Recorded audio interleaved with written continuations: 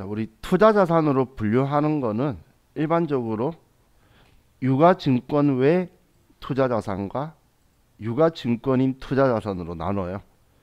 유가증권이 아닌 투자자산은 그렇게 많지는 않겠죠. 근데 그 중에 대표적인 게 투자부동산, 그리고 우리 특정 현금과 예금, 정기 예적금 뭐 이런 것들 있죠. 장기성 예적금, 그런 것들이 유가증권을 제외한 투자자산이고, 유가증권으로는 매도가능 증권, 우리 책에 지금 적혀 있는 만기 보유 증권, 지분법 적용 투자 주식, 이렇게 세 계정 과목만 적혀 있죠. 이렇게 세 개만 적혀 있는 이유는 단기 매매 증권은 당좌 자산으로만 분류할 수 있는 자산이라 그랬어요.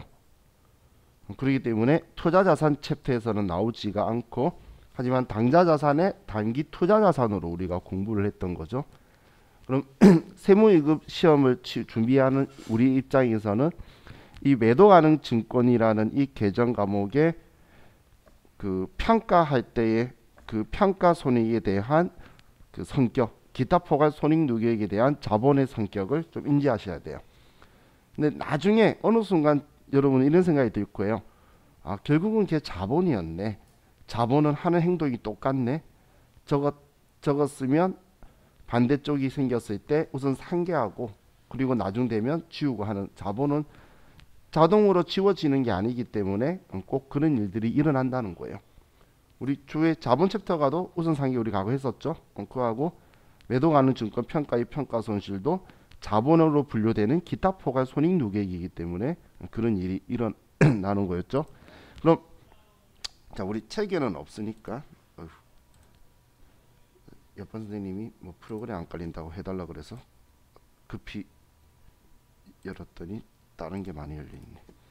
자, 우리 어제 수업했던 내용 매뉴얼을 좀 보면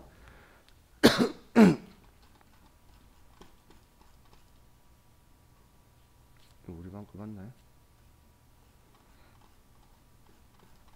맞네.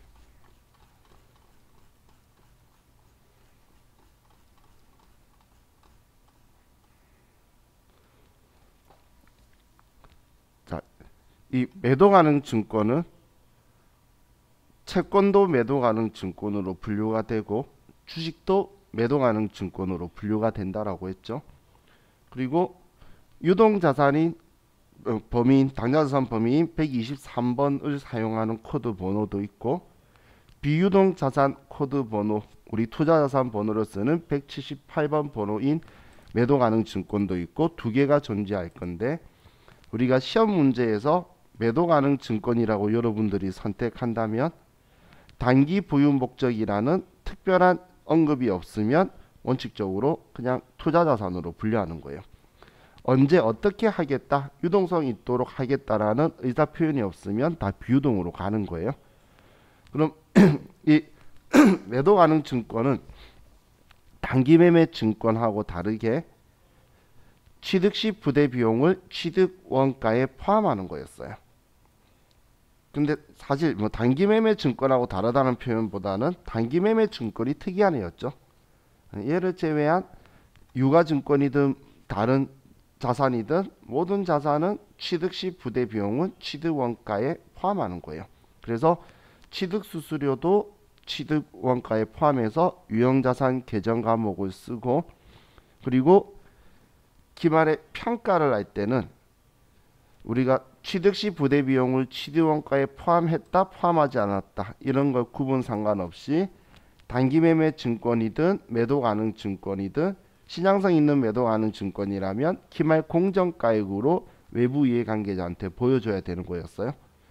그럼 올랐으면 얘는 자산이니까 차변에 오른 만큼 매도 가능 증권을 쓸 거고, 내렸다면 내린 만큼 대변에 매도 가능 증권을 써서 매도 가능 증권의 장부 가격을 기말 공정가액으로 조정을 하고, 그 반대편에는 매도 가능 증권 평가 이익 혹은 평가 손실이라고 쓸 건데, 이 매도 가능 증권 평가 이익 평가 손실은 미실현 보유 손익으로 기타 포괄 손익 누계액으로 분류되는 거예요. 실제적으로 일어나지 않은 미실현 보유 손익은 기타 포괄 손익 누계액으로 우리가 처리를 하는 게 원칙인 거예요. 원칙. 그런데 단기 매매 증권만 단기라는 얘가 지금 즉시 일어날 거라는 개념이기 때문에 그냥 바로 기타 포괄 손익 누계액으로 들어오지 않고 영업 외 수익 비용으로 바로 처리가 되어버리는 거예요. 분류가. 자, 그럼 기타 포괄 손익 누계액으로 처리된다는 건 자본으로 처리가 된다는 거예요. 그럼 자본으로 분류되도록 처리가 되는데 우리가 이 매도 가능 증권을 또 계속 가지고 있어서 그 다음 연도에 기말까지도 보유하고 있다면 또 평가를 할 건데 이 평가했을 때에 올랐던 게 만약에 내렸다면 우리는 매도 가능 증권의 금액은 당연히 기말 공정가액으로 맞춰주기 위해서 조절을 하고 그런데 매도 가능 증권 평가의 평가 손실은 바로 그냥 손해다라고 쓰는 게 아니라 과거에 평가 이익의 잔액이 있었다면 그걸 먼저 우선 상계하고 그래도 손해봤다면 매도 가능 증권 평가 손실로 처리하는 거였죠. 근데 만약에 또 올랐다면 그냥 평가 이익이라 써서 얘들이 합쳐졌을 거예요. 또 더 올랐으면 1,400원이었던 게 1,600원으로 올랐으면 20만원 더 높여주고 그럼 같이 합쳐졌겠죠. 자본 계정이니까. 근데 내렸기 때문에 평가 이익을 먼저 우선 상계를 하고 나머지를 평가 손실로 처리를 했던 거예요. 그럼 지금 X2년도에 회계 처리한 거에 차변에 평가 이익 10만원 온 거는 장부에 있던 평가 이익을 지워주기 위해서 온 거였고 이제 나머지 평가 손실 20만원이 장부의 기록으로 남아있게 되는 거였죠. 그럼 이런 상황에서 우리가 이 매도 가능 증권을 처분을 한다면 매도 가능 증권이라는 이 계정 과목의 장부 금액은 기말 평가한 공정가액으로 적혀 있을 거고 그럼 이거와 매도 가능 증권 평가 이익이나 평가 손실의 잔액을 제거해 줘야 된다는 거예요. 그럼 지금 어제 예를 든 거에서는 평가 손실이 차변에 있었기 때문에 처분할 때는 대변의 평가 손실을 써줬죠.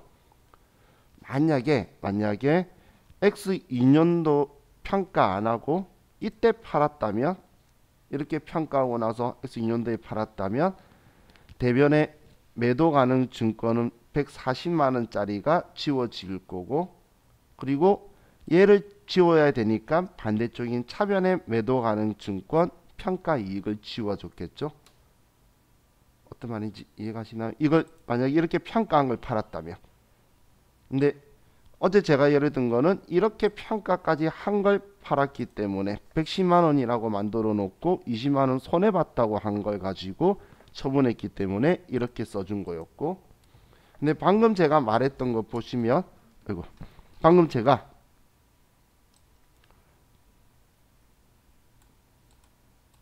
이 장부의 원리는 엄청 단순해요. 제가 방금 이야기했을 때 X2년도까지 안 가고 1년도에 평가하고 나서 2년도에 만약에 처분을 했다면 140만원으로 매도 가능 증권을 적어 놓고 평가 이익을 지워야 된다라고 했죠. 그러면 얘를 지우기 위해서 쓰게 되면 매도 가능 증권이 140만원이 지워질 거고 차변에 매도 가능 증권 평가 이익이 10만원 지워질 거라는 거예요. 이렇게 하고 돈 받는 걸 쓸 건데 그럼 여기에서 봤을 때 지금 어제 지우기 위해서 썼던 금액이 이거였고 지금은 이거죠. 그죠? 그럼 얘 둘이를 제가 빨간색으로 한 분계를 가지고 보시면 결론적으로 순액으로 하면 대변에 130만원이 빠져나가요. 얘도 대변의 합이 130만원이죠. 지우고 나니까. 얘도 지우고 나니까 결국은 130만원이죠. 상계하면 130이잖아요. 대변이. 그죠? 근데 130은 어떤 숫자였을까요? 130은 취득원가였어요. 그래서 얘 팔고 돈 받는 돈하고의 차이가 처분 손익으로 나오는 거예요. 그래서 얘 원리만 알면 마지막엔 결론은 얘가 얼마에 샀던 거지 라고 쓰면 걔에 맞춰서 다 돼요. 지금 얘도 130만 원이 결국은 대변에 나가도록 분개가 되는 거예요. 그래서 차변에 돈 받으면 지금 이 상황에서 지금 이때 이렇게 150만 원 받았을 때 20만 원 이익이지만 여기에서도 현금 150만 원을 받았다라고 이렇게 써도 이렇게 분개 써도 그래도 대변에 매도 가능 증권 처분 이익은 얘는 20만 원이라는 거예요. 얘는 결국은 이렇게 손해본 평가했을 때에 평가 손실이 있을 때에 있는 상황에서 팔든 평가 이익이 있는 상황에서 팔든 150만 원에 팔면 20만 원 이익 나오는 건 무조건 똑같은 게 매도 가능 증권의 특징이에요. 그죠? 지금 150만 원 받으니까 결국은 20만 원 둘 다 이익이라고 나오죠. 그죠? 내장부에 평가 손실이 20이 있었던 평가 이익이 10만 원이 있었던 그하고 상관이 없는 거예요. 그 이유가 지금 빨간색으로 처리한 건 결국은 대변에 취득원가가 딱 대변에 나가도록 맞춰져 있는 이 회계 원리를 가지고 있도록 쓴 거예요. 근데 이렇게 된 이유가 뭐냐면 지금까지 수익 비용을 한 번도 인식 안 해서 이런 결과가 나오는 거예요. 수익 비용을 매도 가능 증권은 4월 때부터 팔기 전까지 수익 비용을 단 한 번도 인식을 안 하는 거예요. 그러면 그래서 이런 결과가 나올 수밖에 없도록 하는 건데 이 단기 매매 증권은 그냥 그때그때 일어나는 것마다 전부 다 그냥 바로바로 수익 비용 처리하기 때문에 그냥 새로운 인생을 살아가는 거예요. 얘는 그냥 새롭게 그냥 평가해버리면 평가한 금액으로 그 다음 연도 새롭게 사는 거예요. 그래서 단기 매매 증권과 매도 가능 증권은 평가하는 순간 다른 운명을 사는 거다라고 보시면 돼요. 자, 지금 이런 일이 일어나는 근본적인 이유가 얘 성격이 기타 포괄 손익 누계액이기 때문이다 라고 기억해 두세요. 자, 재고자산에 대해서 뒤에 또 했었는데 재분류는 이론 목적으로 하는 거니까 이 재고자산에서도 이건 이론 목적으로 제가 계산을 했었었죠. 그래서 그 TAT 2급 시험에서는 이론 문제로 한 문제씩 꼭 등장을 자주 해요. 주로 나오는 게 선의선출법 그리고 총평균법. 근데 이동평균법은 간간히 나와요. 후익선출법은 등장한 적이 없어요. 그러면 최소한 선의선출법하고 총평균법은 계산할 수 있으면 좋겠죠. 질문하는 건 기말 재고자산이나 아니면 매출 원가를 물어봐요. 그럼 지금처럼 이렇게 많지도 않고 한 4개 가지고 물어볼 거니까 어떤 방식으로 했는지 계산기 있으신 분은 쉽게 할 수 있겠죠. 그리고 암산 조금 하시는 분들도 금방 볼 수 있는 숫자로 나와요. 문제에서는. 그래서 얘도 여러분들이 같이 좀 기억을 하시면 좋을 것 같아요. 자, 그럼 이제 오늘은 67페이지 유형자산을 보도록 합시다. 자, 유형자산에서는 제가 여러분들이 알고 있는 내용도 당연히 말할 거고 그리고 처음 보는 내용이 조금 있을 거예요. 근데 이 처음 보는 내용을 설명드리는 거에 거의 대다수가 100점을 목표로 하기 위해서 하는 내용들이 몇 개가 있고 그리고 90점을 위해서 하는 게 있고 근데 그걸 다 버려도 합격하는 데는 문제가 없을 수도 있을 확률이 매우 높은 것들이 좀 많이 껴있는 게 유형자산이에요. 그래서 너무 심각하게 받아들이실 필요 없어요. 어제 매도 가는 증권하고 느낌이 틀린 거예요. 매도 가는 증권은 알아야 돼요. 자, 그럼 이제 그런 부분은 제가 짚어드리면서 설명을 드릴게요.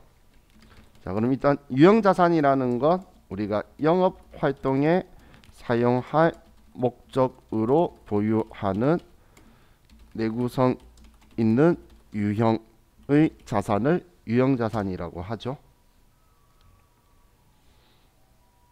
그럼 저는 이렇게 한 줄로 끝내버리는데 이걸 회계기준서에서 이제 명시를 풀어서 쓸 때는 지금 우리 교재 보시면 동그라미 1번에 영업활동에 사용할 목적으로 보유하고, 지금 우리 교재에, 그리고 물리적 형체가 있어야 되고, 그리고 장기적으로 여러 회계 기간에 걸쳐 기업 실체에 경제적 효익을 제공하는 자산이다.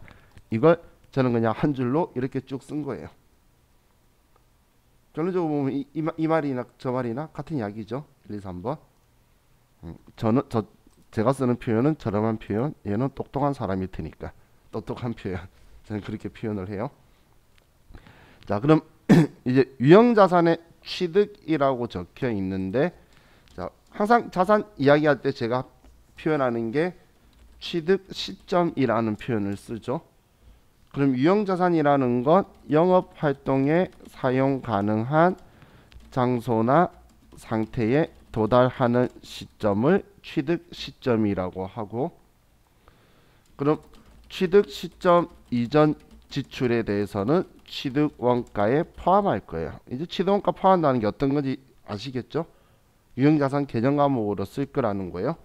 하지만 취득 시점 이후 지출에서는 자본적 지출이라면 자산 처리할 거고, 그리고 수익적 지출이라면 비용으로 처리를 할 거예요. 이 부분에서 일단 재고자산하고 크게 차이가 발생하겠죠. 그럼 이제 우리가 취득이라고 하는 건, 취득은 당연히 우리가 장부에 기록을 하게 되는 건데, 이 개정 과목으로. 근데 외부 구입이 있고 자가 건설이 있어요. 자가 건설은 자가 제작이라는 표현의 우리 회계 용어예요. 건설이 만든다는 뜻이에요. 그럼 외부 구입하는 경우는 이때는 우리가 취득 시점 이전 지출 시 유형자산 개정 과목으로 그냥 바로바로 쓸 건데, 자가 건설은 취득 시점 이전 지출 시 건설 중인 자산으로 처리를 하고, 그리고 우리 취득 시점에 유형자산 개정 과목으로 대체되는 거예요.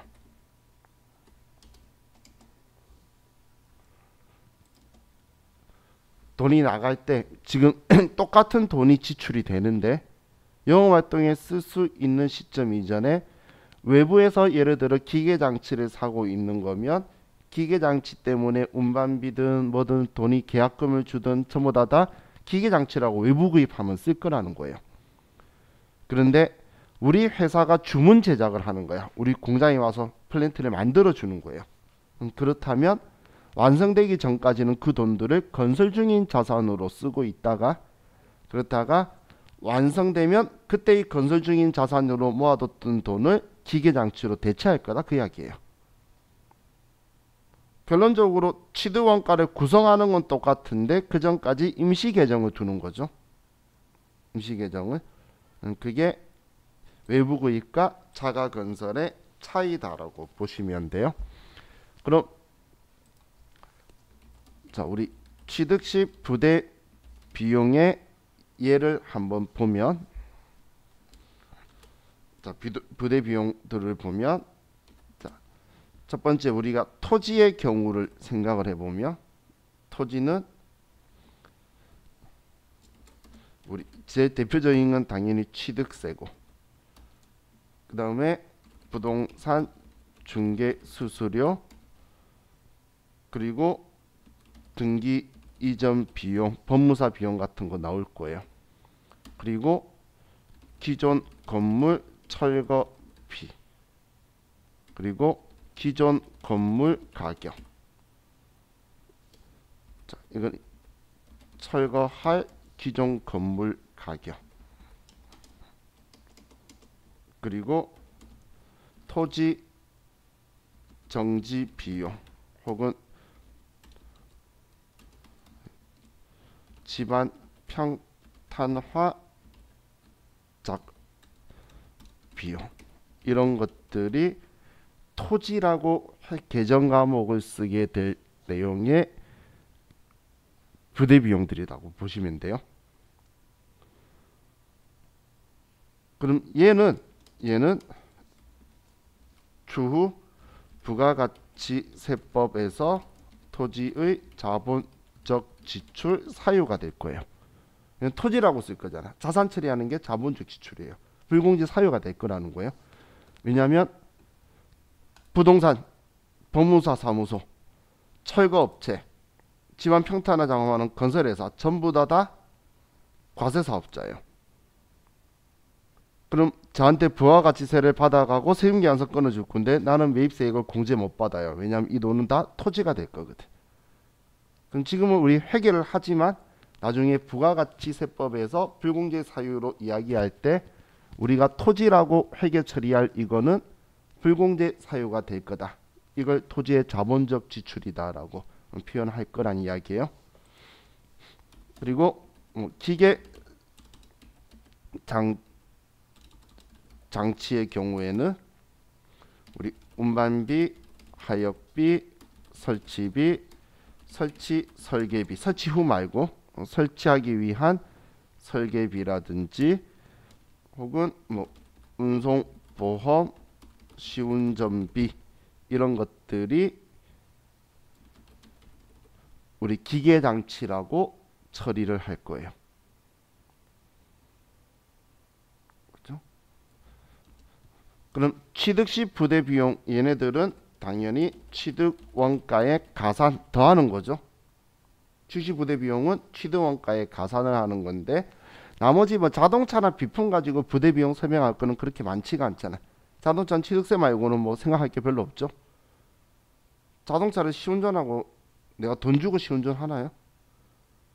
안 하죠. 그렇기 때문에 돈이 안 들어가니까 시동가에 포함할 게 취득세나 등록세 이런 거 말고는 별로 없어요. 그죠? 그럼 여기에서 취득시 부대 비용은 취득원가에 가산을 하는데 취득시 우리가 금전의 대가를 수령을 하는 경우 이때는 취득원가에 차감할 거예요. 예를 들면 우리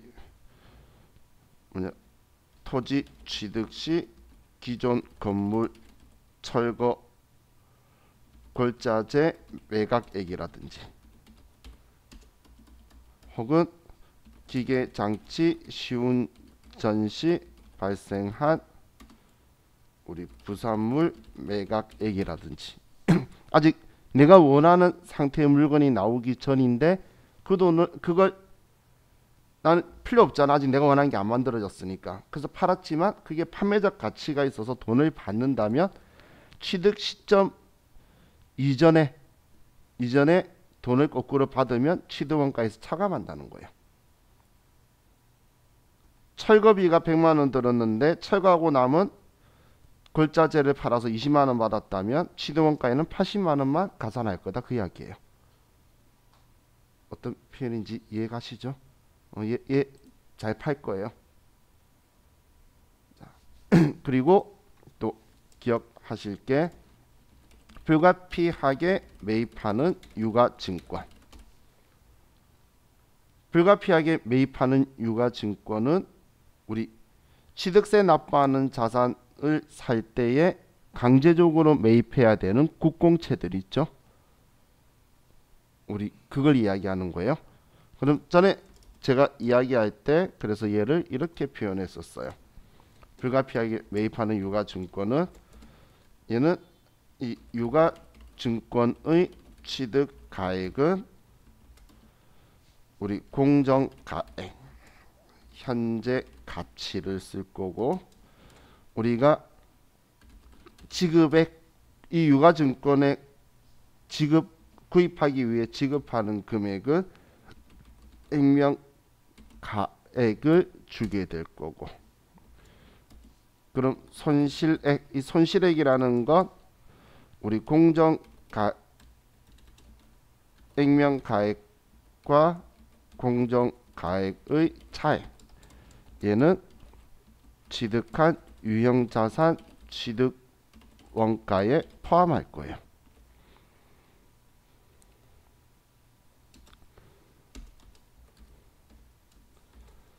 자, 예를 들면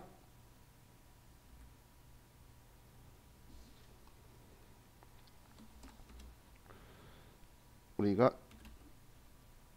자동차를 구입하면서 우리가 지역개발 채권 액면가액 100만원을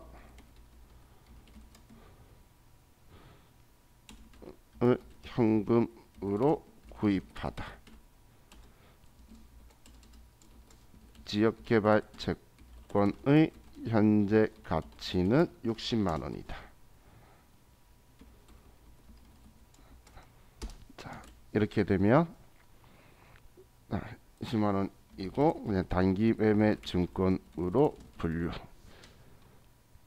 자, 얘는 채권이기 때문에 단기 매매 증권으로 분류해도 되고 만기 보유 증권으로 분류해도 되고 매도 가능 증권으로 분류해도 돼요. 그래서 시험에서 어떤 걸로 분류하라라고는 말해 줄 거예요.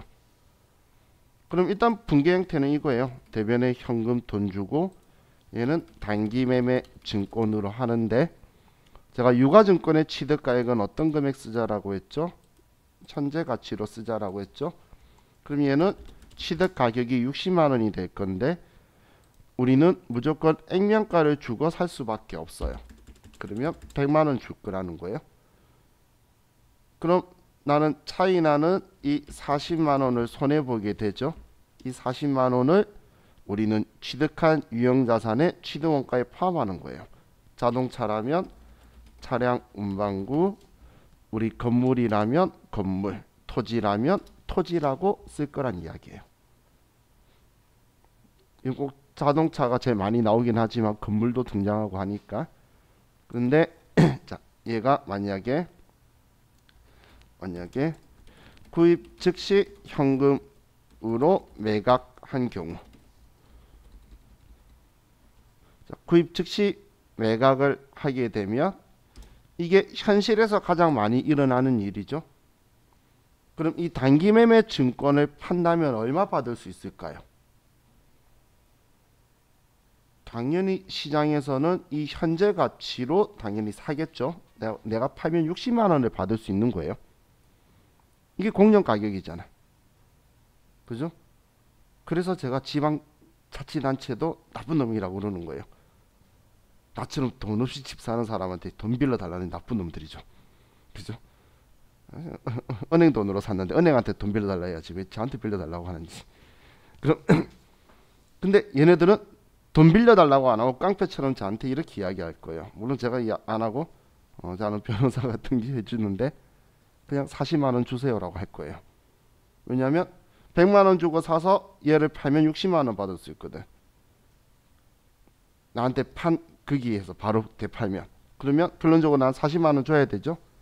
그래서 대변에 현금 40만 원, 차변에 차량 운반구 40만 원 이렇게 분계가 될 거라는 거예요. 구입 즉시 현금 매각하면 이거예요. 구입하고 대변에 단기 매매 증권, 차변에 현금 60만 원이 들어온 분계를 합치면 걔를 상계해버리면 이것만 남잖아. 그죠? 그리고 여러분들이 자 이건 상식이고 시험 문제이기도 하지만 상식이에요. 그래서 여러분들 차 사거나 집 사면 40만 원 달라고 할 거라는 거예요. 지역개발 채권 100만 원짜리를 주는데 진짜 100만 원은 아니고 60% 정도의 금액 가치하기 때문에 적혀있는 취득세 영수증 옆에 있는 지역개발 채권 금액의 약 30-40%를 달라고 할 거예요. 그 달라고 하는 경우가 지금 이 경우예요. 그럼 그 돈을 주는 거는 지금 내가 이 취득세를 납부하는 자산을 샀기 때문에 주는 거죠. 그래서 취득원가에 포함하는 거예요. 취득시 부대비용이라서. 왜냐면 이 돈은 얘 안 샀으면 이런 손해 볼 일이 없거든. 그죠? 취득세도 얘 안 샀다면 들어갈 돈이 아니었죠. 그래서 취득원가에 포함하는 거였어요. 그래서 자, 예. 여러분들이 자, 얘도 자주 등장하는 거니까 이제 정확하게 기억을 해두세요. 그럼 지역개발채권 딱 나오면 일단 금액이 두 개 적혀 있을 거야. 그럼 차이 나는 금액만큼은 취득원가에 포함한다고 인지를 하세요. 유형자산 계정 과목에 들어갈 거다. 그 다음부터 상상을 하면 이거밖에 안 나와요. 그냥 돈 줬다는 거 보일 거거든. 액면가를 지급했다는 게 적혀 있을 거니까. 그리고 어떤 계정 과목으로 쓰라고 적혀 있을 거예요. 그럼 이것만 기억해내면 나머지 분계는 정확하게 나오겠죠. 근데 즉시 매각했다고 하면 바로 그냥 손해봤네. 얘 단기매매 증권 있었던 흔적을 둘 필요가 없잖아. 그죠? 얘 바로 지울 거고 샀다가 팔았으니까. 그리고 100만원 줬다가 60만원 받을 거니까 그냥 40만원 준 것만 이렇게만 처리한다는 거예요. 자, 그래서 자 지금 우리 취득 시 부대 비용들 이야기하고 있는데, 자 여기에 건설 자금 이자가 있어요. 자, 건설 자금 이자는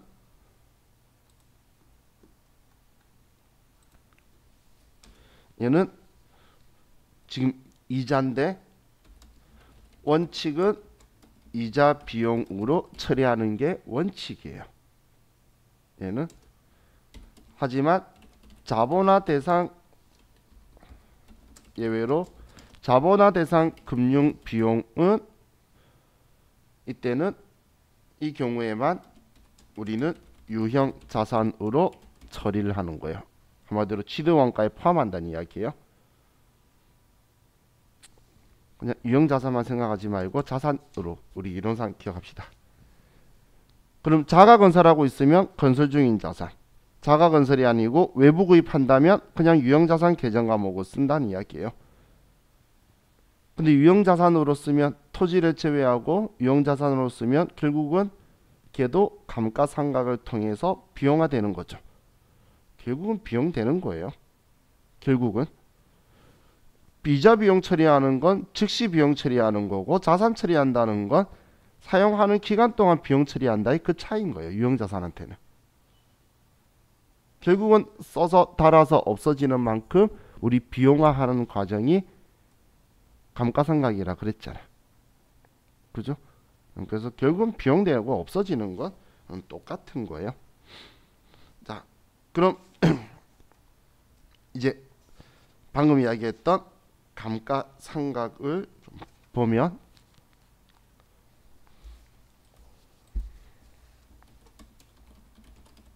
자, 감가상각이라는 건 우리가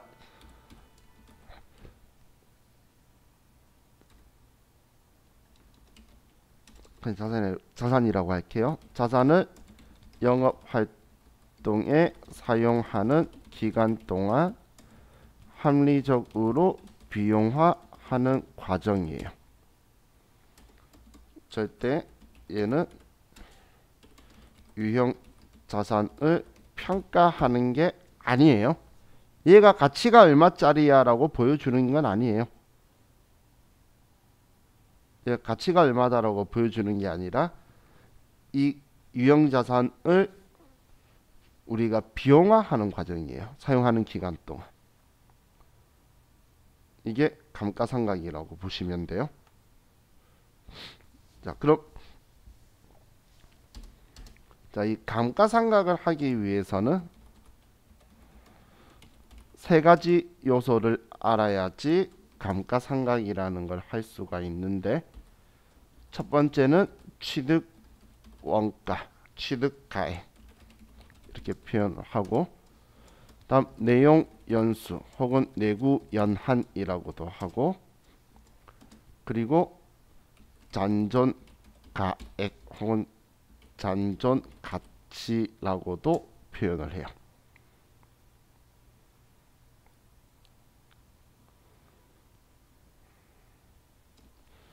자, 이 잔존가치는 회계 기준에서는 인정을 하는데 법인세법에서는 인정을 하지 않아요.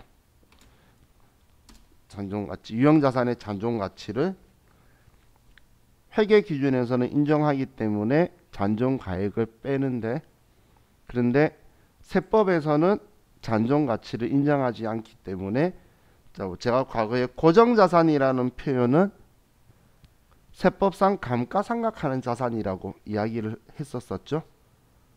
그런 말 했던 기억 나시죠? 근데 우리 고정자산 등록 입력도 해봤어요. 스마트A나 KA나 똑같은데 그 입력할 때 잔존가액 쓰는 칸이 없죠. 아마 곰곰이 생각해봐도 없을 거예요. 봤다는 분은 저는 못 봤으니까 저도 알려주세요. 보신 분은 한마디로 걔는 세법상 서식이기 때문에 잔존가액 쓰는 칸 자체가 존재 안 하는 거예요. 사실. 그래서 회계 기준에서만 이 잔존가액을 인식을 해요.